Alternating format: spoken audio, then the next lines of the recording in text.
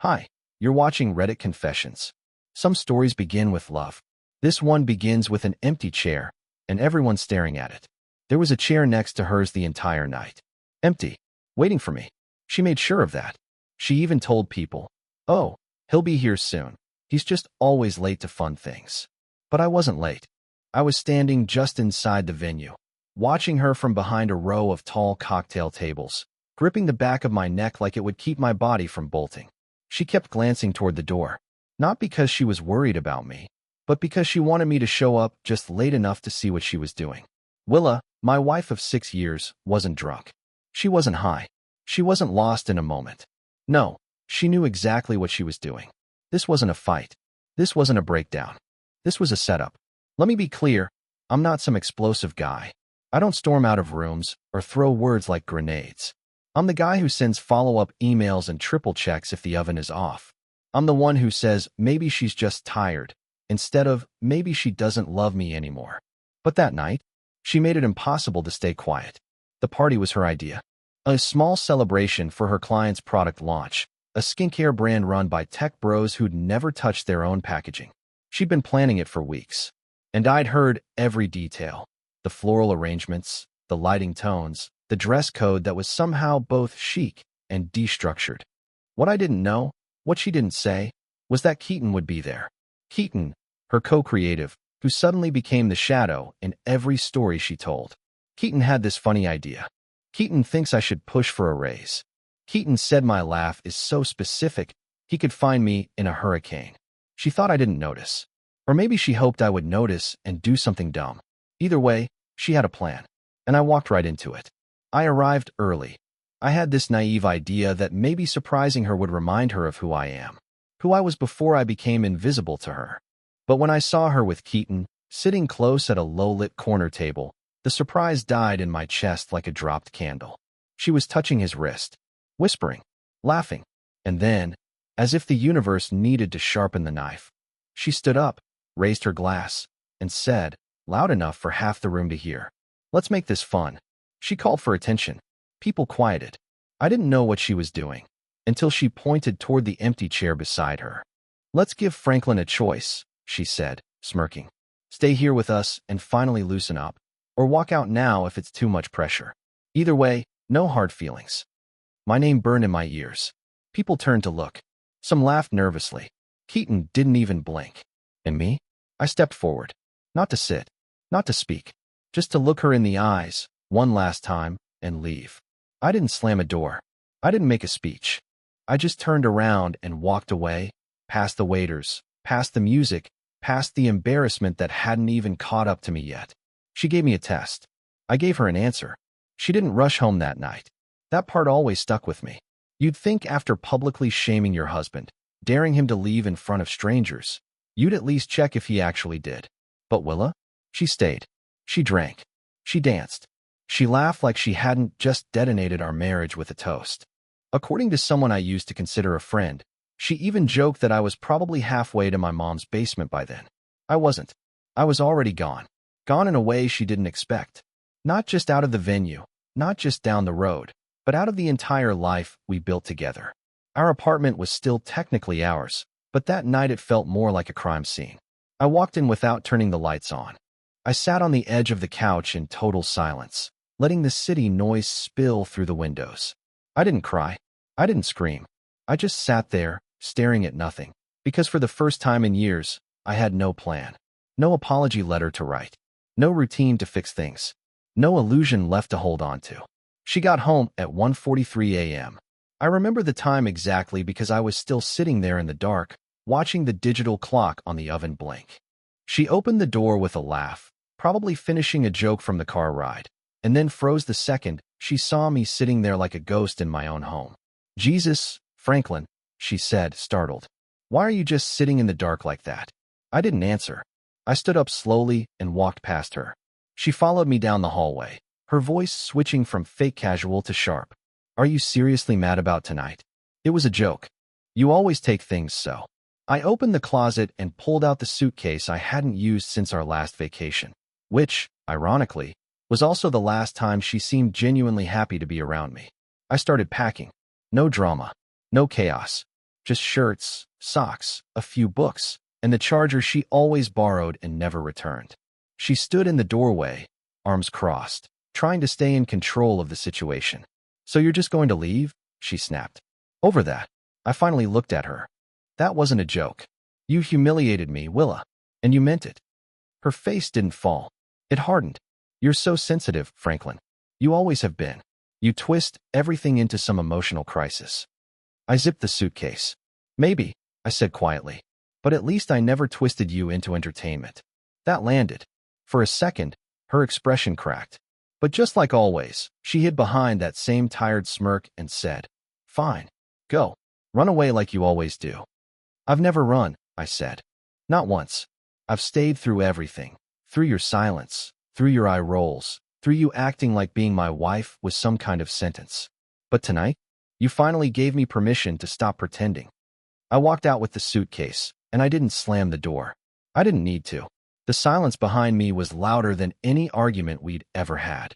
The first morning away from her should have felt hollow, but it didn't. It felt like finally breathing air that wasn't filtered through someone else's expectations. I woke up in my friend's barely furnished guest room with stiff sheets and a broken window blind, and yet, I felt more peace than I had in my own bed in over a year. Willa didn't call. Not that morning. Not that afternoon. She texted around 6:42 p.m.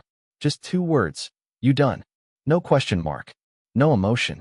Just those 2 words, like I had wandered off during a commercial break. I didn't reply. Instead, I logged out of all shared accounts. Our streaming services, our shared calendar, even the budgeting app she never touched.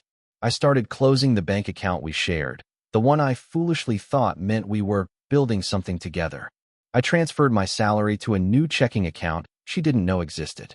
I had never planned for this, never imagined I'd be the one to walk, but once I did, something in me snapped awake. She wasn't expecting me to act.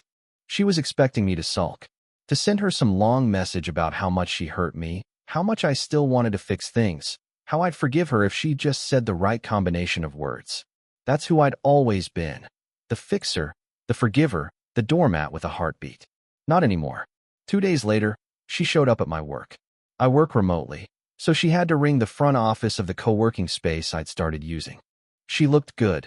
She always looked good, but there was tension around her eyes, the kind that said her confidence was cracking. "Can we talk?" she asked in the lobby. In private. I didn't make a scene. I followed her out to her car and sat in the passenger seat, a weird reversal of every date night we used to have. She sighed. "Look, I probably went too far. I don't know. I was trying to push you, trying to wake you up." I stared at her, stunned. "You humiliated me in front of your coworkers and called it waking me up?" She leaned back in the seat, frustrated. "You don't get it, Franklin. I've felt alone in this marriage for years. You're there, but you're not really there. I needed you to react to something, anything." "I did react," I said quietly. I left. She didn't say anything to that. I watched her wrestle with the truth, and I realized something. She didn't want a divorce. She wanted a power shift. She wanted to shake the board until I scrambled to put all the pieces back where she liked them. But I wasn't playing anymore. "I'm not coming back, Willa." She looked at me like I had just punched her. "You're throwing away 6 years?" I shook my head. "You threw it away the second you made me the punchline. I'm just finally stepping off the stage." She started to cry, but I didn't reach for her. For the first time, I saw her tears for what they were. Regret for losing control, not for losing me. I got out of the car without slamming the door. I didn't need to. The damage had already echoed. I didn't expect peace to come from silence, but it did. After the meeting in her car, Willa didn't reach out for 2 full days. No calls. No texts. Not even her usual passive-aggressive posts on social media about people who give up too easily. I think she thought the silence would torture me, that I'd get anxious and come crawling back. But instead, I felt something entirely different, clarity. For the first time in years, I wasn't reacting to her mood swings. I was building something of my own. Space, identity, breath. Then the email came. It wasn't from Willa. It was from a man named Josh. Subject line: "This might be none of my business, but..." It was. He introduced himself as the husband of Mia, a name I hadn't heard in years but recognized instantly. Mia was Willa's old college roommate. They used to be inseparable until they suddenly weren't. Willa always told me they drifted, that Mia had become jealous and toxic. Turns out, that wasn't the whole story. Josh's email was long, but surgical. He apologized for reaching out, then got straight to it. 2 months ago, he found explicit messages between Willa and Mia's brother, Anthony, on an old group chat thread. Apparently, Willa and Anthony had a secret thing during the first year of our marriage, right when she told me she was struggling with stress and burnout. The dates aligned. Even worse, the messages never really stopped. The tone changed over time, but the emotional intimacy stayed. Josh had screenshots. I read them in complete stillness. The nicknames, the late night you up messages, the jokes about me being too gentle or too predictable. The worst part? Her calling me dependable like a subscription box, as if I were a service she forgot to cancel. It wasn't just betrayal. It was contempt. I didn't scream. I didn't throw anything. I just closed my laptop and walked outside into the cold, trying to let the air ground me. I had spent so long blaming myself for not being exciting enough, not spontaneous enough, not man enough, and yet, here it was. Proof that none of this was about me. I was just the background character in her endless search for validation. Later that night, Willa called. "Hey," she said cautiously. "I've been thinking. Maybe we need counseling. Or even just a weekend away. To reset." I didn't respond. She kept going. "Franklin, I know I hurt you, but I'm still your wife. And I love you. We can fix this." I stayed silent. Then I said one thing. "Who's Anthony?" Her pause was so long, I could hear her swallow. "I don't know what you mean," she said eventually, her voice tight. "You do," I replied. "And this time, I'm not going to protect your secrets. So either you come clean, or the people who already know the truth will." She hung up. Not another word. But I knew the fire had been lit. And this time, she couldn't control where the smoke would go. It didn't take long after that call for her to unravel. Not completely. Not in the way you'd notice from the outside, but in the little cracks that split when someone starts losing control of their narrative. The carefully curated posts stopped. The glow-up selfies disappeared. And then came the text. "Can we meet? Just talk. No fighting." I agreed. Not because I needed closure, but because I wanted to see what version of herself she'd try to sell me this time. She picked a cozy cafe near our old apartment, the kind she always said felt too quiet. But now, I guess, the quiet worked in her favor. I got there first and ordered coffee, black. No sugar, no cream. She used to tease me for drinking it that way, said it was as bitter as my overreactions. I sipped it anyway, watching the door, rehearsing what I wouldn't say. When she arrived, she was dressed like someone trying to appear casual. Hoodie, sunglasses, messy bun. But everything about her screamed control. She sat across from me without a word for a solid 30 seconds. Then she started with the thing manipulators always start with, nostalgia. "Do you remember our first date?" she asked softly. "That tiny ramen bar with the broken fan and the dog that kept barking outside?" I didn't respond. She smiled to herself. "You were so nervous you spilled soy sauce on your jeans and tried to cover it with a napkin." I stared at her. "What do you want, Willa?" Her face hardened. "I want to fix this." "No," I said. "You want me to pretend this can be fixed. That's not the same." She exhaled slowly. "I made mistakes. You made a game out of me." I snapped, lowering my voice but not my anger. "You didn't just lie. You let people laugh at me. You used my loyalty like a stage." I panicked, "Okay?" She hissed, eyes darting around. Things got too predictable, and I freaked out. Predictable. There it was again. The word she clung to like it was a flaw instead of a promise. Predictable, as in loyal. Predictable, as in steady. Predictable, as in someone who never abandoned her even when she already emotionally left the marriage. She looked down, quiet for once. Then she pulled out a folded piece of paper and slid it across the table. "What's this?" I asked. "My lawyer's draft," she said. "Separation agreement. But there's more." I unfolded it and saw the headline. Her signature. And beneath it, a clause requesting joint social media discretion, no public discussion, no defamation, and an NDA. I blinked. "An NDA? Are you serious?" She leaned in. "There are things from the past. Things I've worked hard to move beyond. Clients. Deals. Future opportunities. I can't have this turn into some Reddit story." I laughed. Not loudly, bitterly. "You're not scared of losing me," I said. You're scared of losing your reputation. You're scared the version of yourself you sold to everyone might crack. She didn't deny it. She didn't cry. She didn't even flinch. That was the moment I realized I had never been her partner. I was her background character, her emotional insurance policy, her shield against judgment, her alibi. I stood up, left the paper on the table, and walked out without finishing my coffee. She wanted my silence. What she got was my distance. I wasn't planning to open any more messages. After the NDA stunt, I thought I'd seen the last of her attempts to control the fallout. I'd blocked her on everything, moved in with a friend temporarily, and had my mail forwarded. I was even speaking with a divorce attorney who didn't flinch when I told him about the party, the emotional abuse, the affair, or the NDA clause she had tried to sneak in. She's not trying to part ways, he said. She's trying to erase accountability. That stuck with me. Then came the email. Not from her. Not from anyone I recognized. The subject line was vague. I wasn't sure if I should send this, but you deserve to know. For a second, I almost trashed it. Then I opened it. The sender's name was Casey, a woman who said she used to work with Willa 3 years ago at one of her first branding firms. The name rang a bell. I remembered Willa complaining about her once. Something about her being too nosy and weirdly obsessed with boundaries. I figured it was just another one of Willa's professional grudges. But Casey's message wasn't about old office drama. It was about me. She said she had no intention of getting involved until she saw one of Willa's social media posts, the last one she posted before I left, about how not everyone is built to handle a strong woman. Casey said she nearly choked when she read it. Then she got to the real point. Back in 2021, she wrote, I overheard a conversation Willa had on speakerphone with a man named Anthony. I didn't catch everything, but I heard her say, he has no idea. I could be married to a ghost, and he'd still do my taxes and make me dinner. I wasn't sure who she meant, but after everything that's happened, I think it was you. I sat there frozen. Then came the attachments. Screenshots. Notes. An audio file. Casey had saved everything, not out of malice, but because she genuinely believed something was off back then and didn't feel safe saying anything.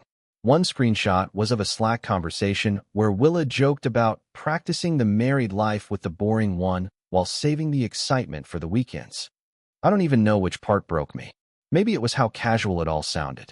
How confidently cruel she had been behind my back while I was folding her laundry and checking her tire pressure. But the real gut punch was the audio. In the file, Willa's voice is crystal clear. She's laughing. I'm telling you, it's like living with a golden retriever who does your taxes. No, he doesn't ask questions. He thinks my late nights are real. It's honestly kind of perfect. Perfect. That was the word she used. She called our marriage perfect, not because it was happy, but because I was passive, because I never doubted her, because I never protected myself. I didn't finish listening. I couldn't. Instead, I forwarded the file to my lawyer. I sat in the dark, phone face down on the coffee table, wondering how long she'd been rehearsing that version of me. The dependable idiot. The harmless prop. The joke no one warned was a tragedy in disguise. She wanted to be free. She wanted me quiet. She wanted to move on without consequences. But now, someone else had seen through her too, and her carefully buried past was already halfway unearthed. I didn't expect her to stay quiet forever. Willa never handled losing control with grace. But even I couldn't have predicted just how far she'd go once she realized her version of the story was slipping through her fingers. It started with whispers. A mutual acquaintance messaged me on LinkedIn asking, "Hey, everything okay with you and Willa?" She posted something kind of weird. I didn't check immediately. I didn't want to. But curiosity is cruel. I opened her account. There she was, front and center in a carefully edited reel. The background music was soft, melancholic. She wore a neutral-toned sweater and minimal makeup, trying to look raw and real. The caption read, "When the person you love the most walks away without warning, sometimes the silence hurts more than the betrayal." My stomach turned. She was flipping the entire story. Suddenly, she was the victim of a cold, distant husband who gave up on the marriage. The comment section was full of strangers sending hugs, support, and men never know what they have platitudes. I sat in disbelief watching people console the woman who once laughed about me being a golden retriever who files taxes. But it didn't stop at one post. 2 days later, she uploaded a 10-minute reflection video titled "Learning to Let Go," My truth. It opened with soft piano, candlelight, and her fighting tears. Real or not, I couldn't tell anymore. She looked into the camera and said, "I'm not here to bash anyone. I'm just here to heal. I've made mistakes, sure, but I loved him. I still love him. And maybe one day he'll understand why I did what I did." She never said my name, but she didn't have to. Everyone knew. I stared at the screen, numb. She wasn't trying to fix anything. She was building an audience, curating a redemption arc while the person she crushed was still trying to breathe through it. She was polishing her image with crocodile tears and soft lighting, while behind the scenes, I was sifting through the debris of a 6-year lie. I sent the video to my attorney. He called me immediately. "She's setting up a narrative. Stay quiet publicly, for now. But document everything. Every message. Every claim. Every manipulation. She's not healing. She's hedging." Then came the final blow. I got an email from my own company's HR. Apparently, Willa had contacted someone in my department under the guise of concern.